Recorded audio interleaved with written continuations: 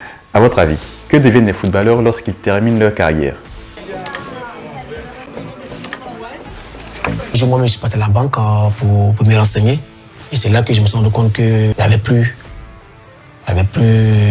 d'argent sur le compte. Non, je ne voulais pas parler de ce type de fin.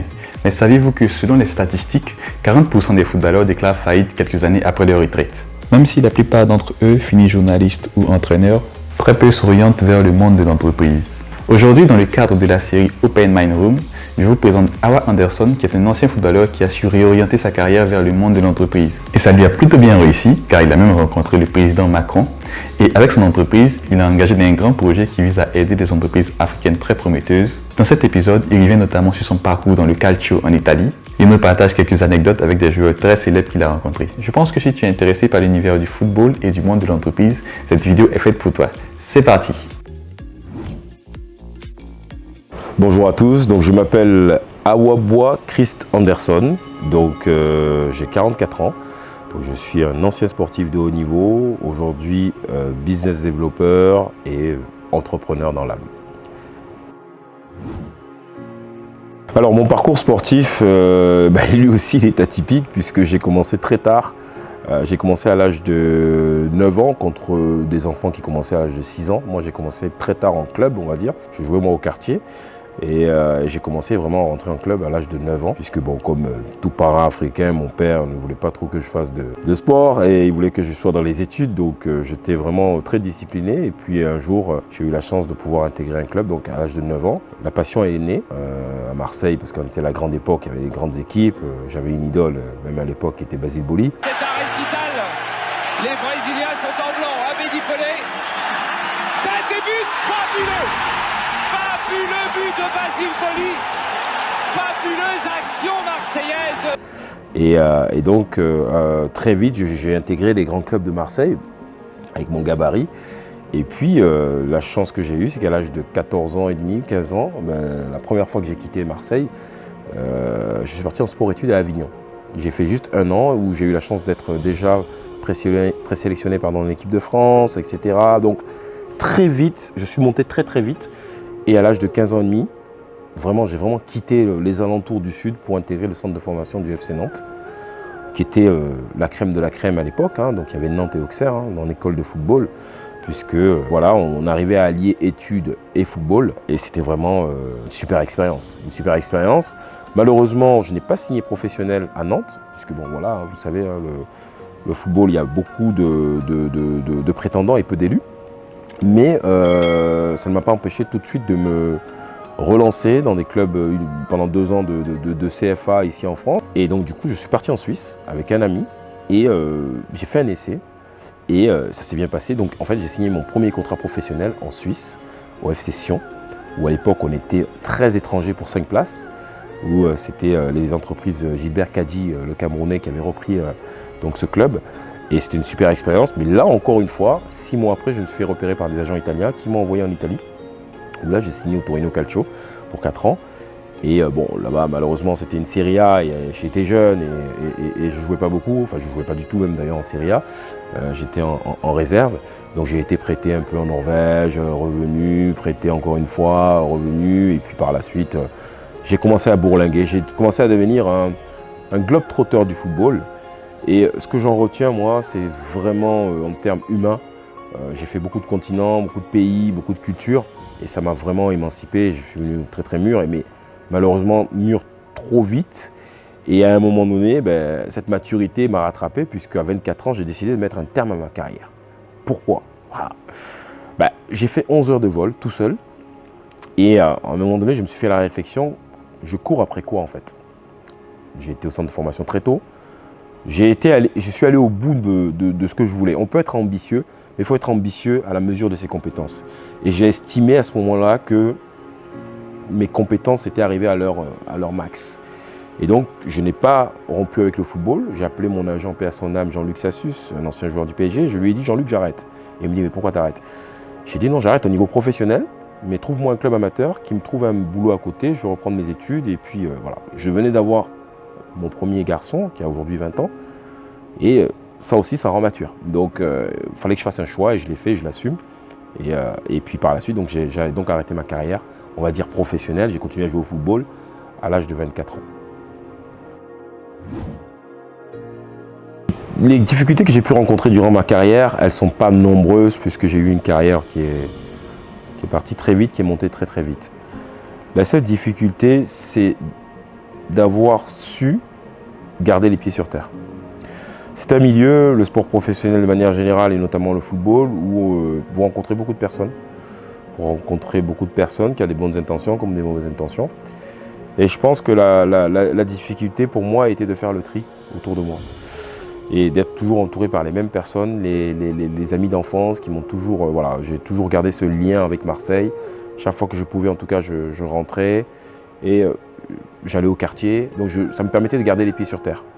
Mais la grande difficulté, je veux dire, si j'en résume sur une seule, c'est vraiment de nettoyer son entourage. Et c'est ce que j'ai réussi à faire.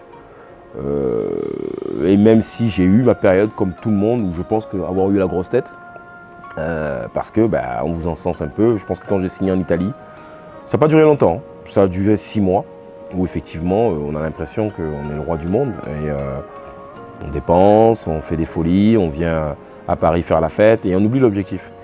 Et je pense que c'était une de mes plus grandes difficultés à revenir un peu dans l'objectif. Et grâce à mes amis d'enfance, j'ai pu vraiment surmonter cette difficulté.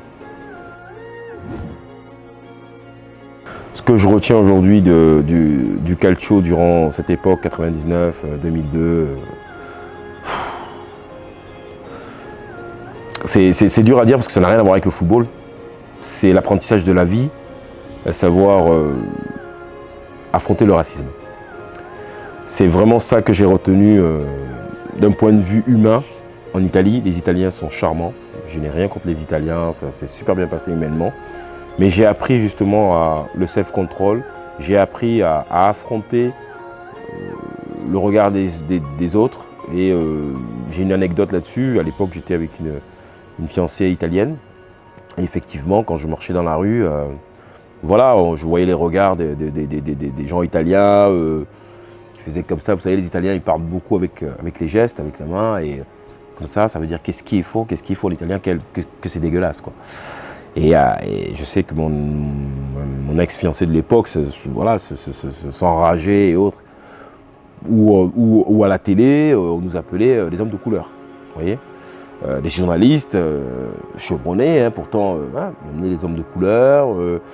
Quand je me faisais arrêter dans la rue pour des contrôles d'identité, c'était très virulent. Documenti, qu'est-ce que vous faites dans la vie pour avoir une voiture comme ça? Alors que j'avais la voiture du club, hein, une belle voiture, mais c'était la voiture du club.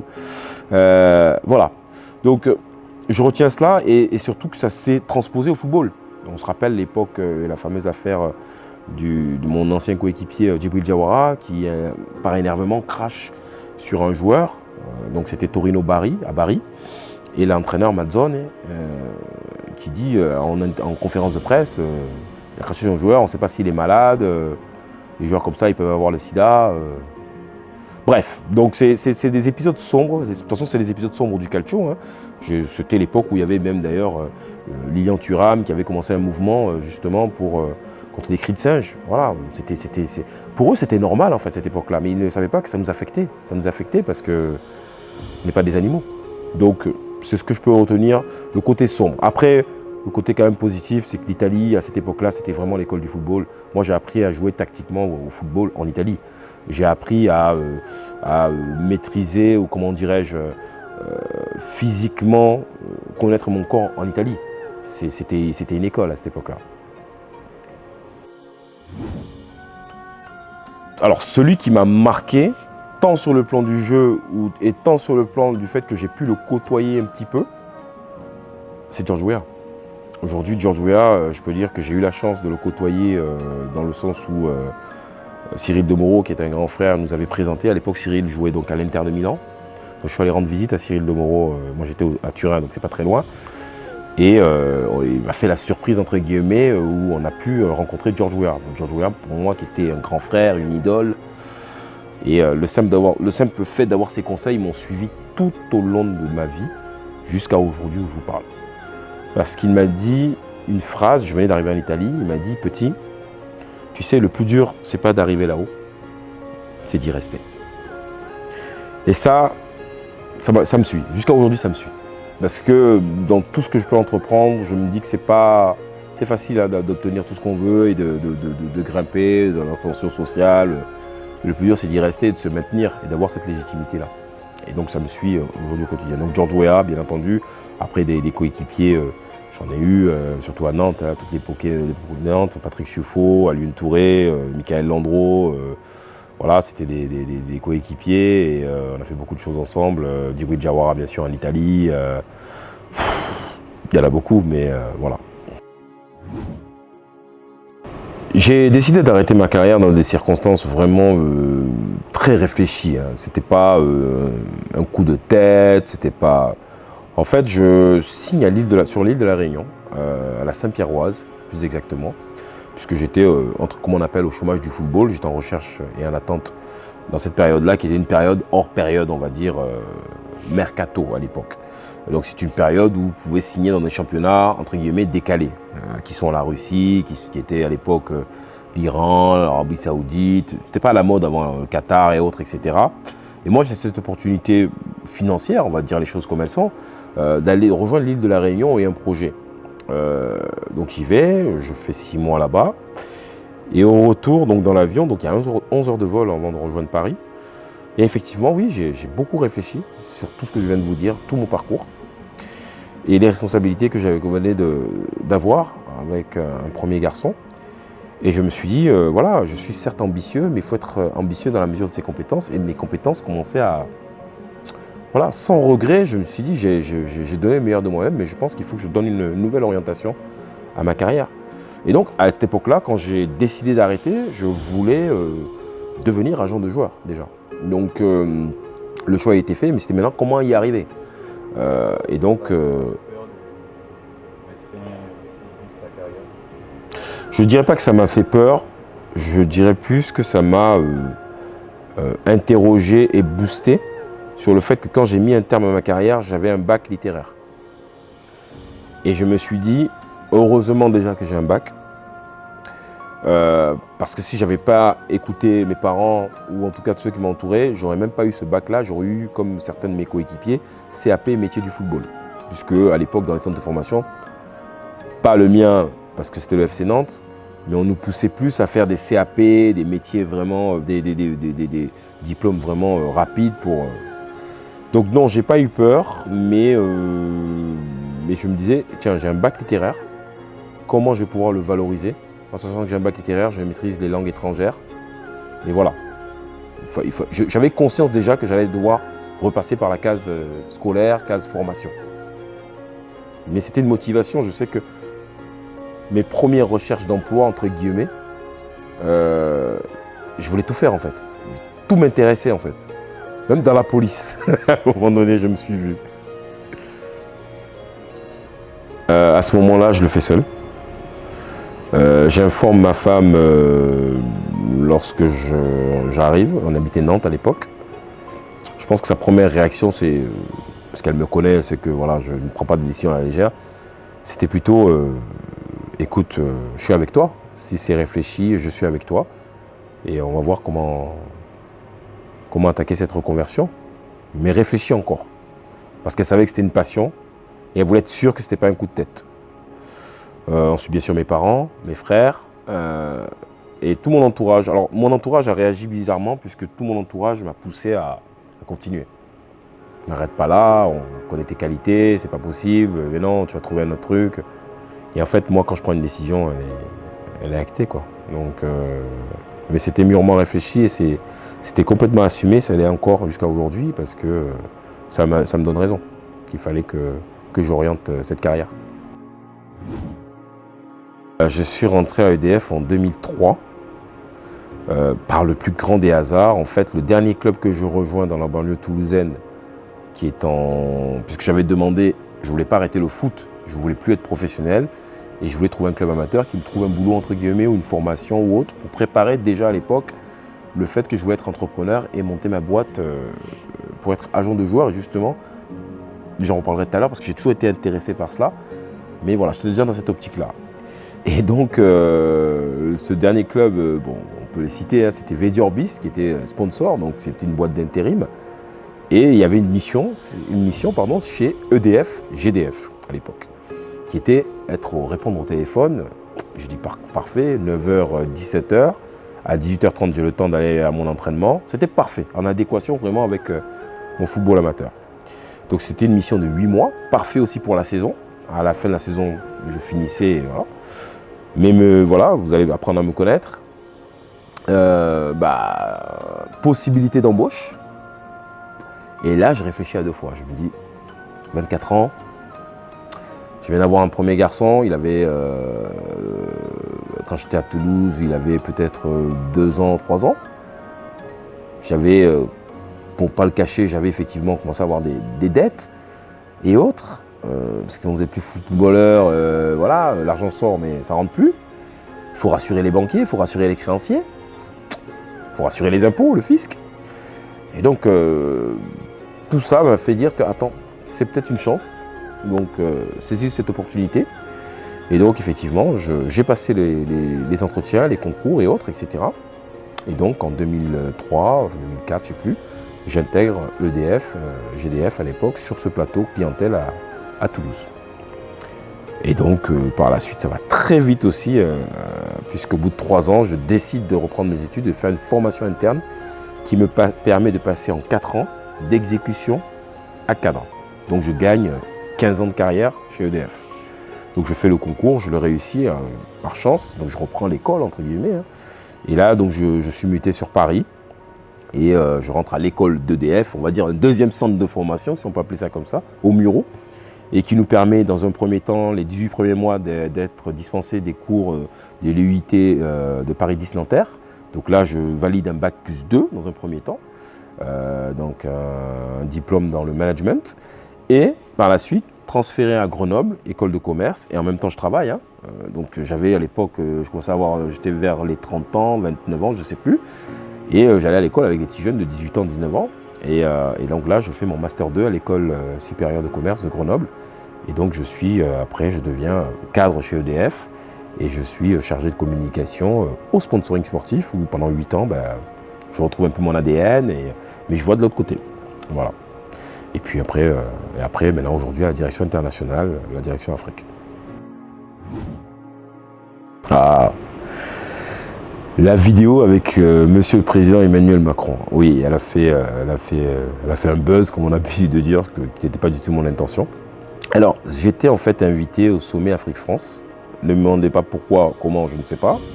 J'ai été peut-être identifié comme faisant partie de cette jeunesse, cette diaspora africaine très embarquée. Et donc, je décide d'aller sur la partie développement du sport. Parce que vraiment, c'était vraiment intéressant, donc je voulais voir un peu tout ce qui s'y faisait. Et là, je suis assis dans les gradins avec une ancienne athlète ivoirienne. Et puis, je sens à un moment donné qu'il y a un mouvement. Mais derrière moi, il y avait des sièges vides. Je ne comprenais pas pourquoi. Et donc, il y a un mouvement où tout un protocole sécuritaire qui arrive. Pardon, il faut enlever vos sacs, s'il vous plaît, devant. Bon, nous, on n'avait pas de sacs, mais je vois qu'ils demandent aux gens d'enlever vos sacs et autres, etc. Bon. On savait que Emmanuel Macron devait venir. Hein. Je ne savais pas qu'il devait venir derrière moi, en fait. Et donc, par le plus grand des hasards, donc, Emmanuel Macron et donc la ministre de l'égalité homme-femme des chances, Madame Moreno, viennent s'asseoir derrière moi. Et là, pour ceux qui me connaissent, avec le toupet que j'ai et autres, j'aborde Monsieur Emmanuel Macron. Voilà, tout simplement. Et bon, je l'attaque un peu, je le taquine en fait. Je lui dis, Monsieur le Président, on m'a dit que vous étiez pas mal au basket et qu'après la démonstration des filles, vous allez aller faire 2 ou 3 paniers. Et là, on va se dire les choses. Hein. Il me tutoie et il me dit, tu rigoles ou quoi? Je suis une quiche au basket, c'est pas possible. Et là, je rétorque. Je lui dis, si tu descends faire un panier, parce qu'on était avant les élections, bien sûr, je vote pour toi. Et il me dit, je ne vais pas descendre faire un panier, je ne vais pas me réexcuser. Et là, il me touche l'épaule, tu vas quand même voter pour moi quand même. Voilà. Donc c'était la petite boutade. Après, on a parlé de choses un peu plus sérieuses, où je me suis présenté et autres. Mais c'est vrai que je l'ai trouvé très décontracté. Après, on aime, on n'aime pas. Moi, je ne rentre pas dans ce débat-là, mais je l'ai trouvé décontracté. Et j'ai beaucoup plus, pour la petite histoire, j'ai beaucoup plus parlé avec Madame Moreno pour des sujets qui me tiennent à cœur, qui est le développement du sport en Afrique, qui est la valorisation de la diaspora et tout ce que l'on peut faire pour développer le sport.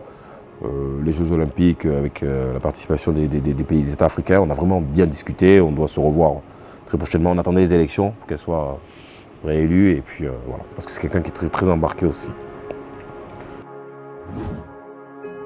Alors, dans le cadre de mes activités au sein de la direction Afrique Moyen-Orient Méditerranée orientale d'EDF, donc qui est intégrée à la direction internationale, pour la petite anecdote, j'ai rejoint cette direction car je suis allé frapper à la porte de la directrice Afrique, Valérie Levkov, à l'époque, en lui disant, écoutez, ça fait 8 ans que je suis au sponsoring sportif, je ne veux pas avoir l'étiquette de l'ancien sportif de haut niveau qui travaille au sponsoring, donc encore un vol, vous allez dire, hein. Mon parcours, ça a été des décisions toujours durant des longs vols. Donc un Rio-Paris, où je rentrais des Jeux Olympiques, où j'ai pris la décision de quitter le sponsoring sportif. Et donc pour revenir à ça, j'ai frappé à sa porte et je lui ai dit, je ne sais pas à quoi je peux vous servir, mais aujourd'hui, j'ai ce besoin de redonner à l'Afrique ce que l'Afrique m'a donné, de par mes parents et autres, etc. Et ça tombe bien, aujourd'hui, on a des activités en Afrique avec EDF. Et donc, depuis 5 ans, effectivement, je suis à cette direction-là et je suis en charge du développement commercial, marketing et business développement de toutes nos activités. Et je suis très impliqué. Je l'assume complètement parce que je pars du principe aujourd'hui que j'ai une lourde responsabilité. J'ai cette responsabilité de représenter la diaspora africaine. J'ai cette responsabilité de mettre en avant le Made in Africa. J'ai cette responsabilité de, comment dirais-je, d'ouvrir la porte à mes jeunes frères et sœurs qui demain pourront, grâce à nos efforts, grâce à notre travail ici, postuler dans des entreprises comme EDF ou autres. Et donc, à travers mes activités, c'est vrai, je l'assume, que je suis des fois peut-être un peu trop impliqué, mais voilà, je suis impliqué à 200%. Et il y a souvent des idées qui émanent de ma petite tête. Et grâce à mon entreprise, qui m'accompagne, il faut le dire, j'arrive à les mettre sur papier. Donc aujourd'hui, je suis fier depuis 5 ans d'accompagner ce projet qui s'appelle EDF Pulse Africa, qui permet à des startups africaines dans le domaine de l'énergie de pouvoir être accompagnées, maturées, accélérées, financées. Parce que la problématique aujourd'hui de nos entrepreneurs en Afrique, quel que soit le domaine, c'est le financement. L'accès au financement, déjà, dans un premier temps, pour tout un chacun, est compliqué. Alors imaginez un start-upper. Donc, grâce à EDF Pulse Africa et ce programme, qui est très riche, je ne vais pas rentrer dans les détails, mais il est très riche, c'est vraiment appel à projet, pitch, suivi. J'ai fait même le tour en Afrique de 7 pays pour pouvoir aller chercher ces startups africaines dans le domaine de l'énergie, parce que les idées, on en a. Ah oui, les idées, on en a. Parce qu'il y a des idées. Mais il faut les accompagner, les maturer et EDF Pulse Africa est là pour ça. Alors j'ai fait le tour donc, des 7 pays où EDF est présent. Donc la première étape c'était au Maroc, ensuite au Sénégal, bien sûr en Côte d'Ivoire, au Cameroun, Kenya, Afrique du Sud, Togo, Ghana. Voilà. Aujourd'hui EDF Pulse Africa attaque les 50 pays du continent. Hein. Donc c'est une véritable fierté quand je vais en Afrique et qu'on arrive, on va prendre l'exemple de la Côte d'Ivoire, hein, nous sommes ivoiriens, on va prendre l'exemple de la Côte d'Ivoire, quand on fait EDF Pulse Africa Tour à Abidjan, qu'on arrive à réunir 200 personnes, qu'on arrive à réunir le ministre de l'énergie à l'époque, Abdourahmane Cissé, qu'on arrive à réunir tout l'écosystème de l'énergie, la CIE, l'ANARE et autres, etc. Et des start-upers, moi je suis fier. Je suis fier de prendre la parole et d'être ce fils de Côte d'Ivoire. Donc c'est pour ça que je parlais de responsabilité, parce que voilà, même si moi je suis quelqu'un de très ouvert dans le sens où ma carte, mon numéro, je le donne à tout un chacun, je reste accessible parce que je me dis que j'aurais aimé justement, parmi ces mentors et autres, etc., qu'ils soient accessibles pour un conseil, un coup de main. Je ne dis pas que j'ai des solutions à tout, mais voilà, j'essaye vraiment de donner le meilleur de moi-même pour vraiment être un exemple, en tout cas dans le domaine que j'ai actuellement, quoi. Et Diaspora Énergie. Ouais. Alors, comme vous l'avez pu le constater, je suis quelqu'un d'hyperactif. Je fais beaucoup de choses. Et vraiment à travers, alors je suis chez EDF, comme je viens de le dire, et autres, etc. Mais il y avait un projet qui me tenait à cœur et qui a été mûrement réfléchi depuis 2009-2010. C'était de monter une agence de marketing sportif destinée aux acteurs du sport et plus particulièrement pour l'Afrique. Pourquoi? Parce qu'aujourd'hui, j'ai eu la chance de connaître les deux côtés. Être sportif de haut niveau et d'être de l'autre côté, à savoir la partie marketing, annonceur et autres. Et sachez qu'aujourd'hui, dans le sport, il se passe beaucoup de choses à travers le sport, à travers le marketing du sport, qui ont vraiment une influence tant sur la politique, tant sur le développement des pays et autres, etc. Et j'ai toujours été curieux, même durant ma carrière, j'ai toujours été curieux de savoir pourquoi on avait tel sponsor sur le maillot, pourquoi sur le bord de terrain il y avait tel sponsor, pourquoi je voyais des loges et des gens en costard-cravate qui venaient. Ouais. J'ai toujours été curieux de ça. Qu'est-ce qui se passe derrière le rideau? Et effectivement, c'est ce qui se passe derrière le rideau qui m'a amené à créer cette agence de marketing pour réunir les deux mondes, à savoir les sportifs avec les acteurs du sport qui se passent derrière le rideau.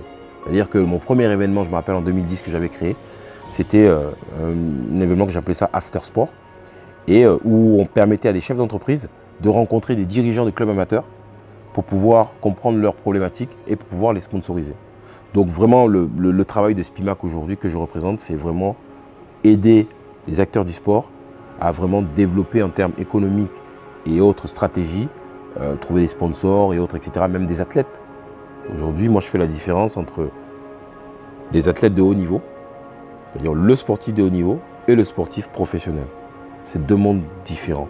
Le sportif de haut niveau, il doit faire carrément un business plan pour gérer sa carrière. Et nous, Spimac, on est là pour l'aider, pour lui trouver des sponsors en fonction de son projet. Et le sportif professionnel n'a pas cette problématique-là, puisqu'il est intégré dans un club professionnel, mais qui lui-même a besoin de sponsors. Aujourd'hui, je vais vous prendre un exemple pour terminer là-dessus. Le Paris Saint-Germain, qui est le Paris Saint-Germain, chaque année, on reçoit même des courriers. Le Paris Saint-Germain cherche des sponsors. Pourtant, c'est le Paris Saint-Germain.